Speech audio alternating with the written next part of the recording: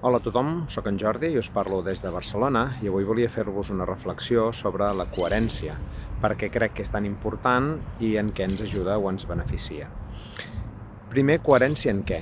Coherència en 4 fronts principals, diguéssim, que és el que diem, el que fem, el que pensem i el que sentim.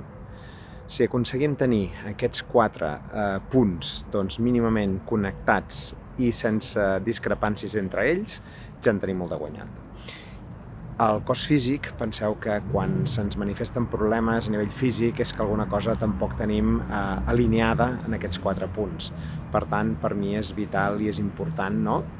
que ho aconseguim de tenir el màxim d'alineat possible.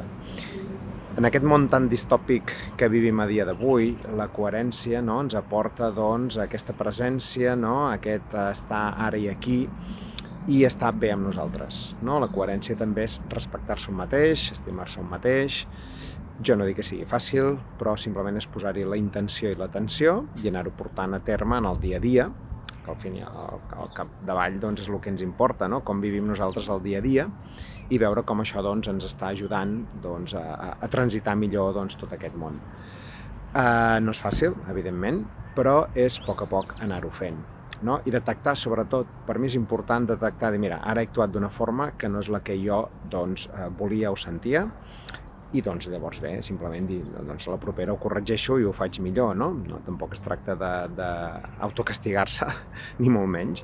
Simplement és veure-ho i a partir d'aquí dir, d'acord, la propera actuaré d'una altra manera.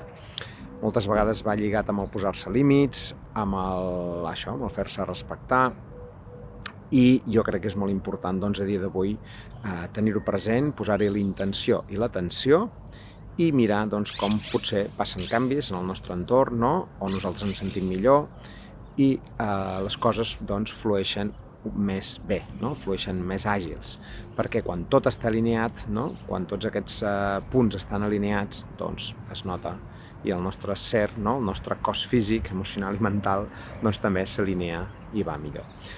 La natura ens ajuda molt, si és a ciutat, espais com aquest, en un parc, també és un lloc idoni on trobar aquesta pau, aquest silenci, i per detectar i analitzar també com estem de coherència i rectificar quan pertoqui.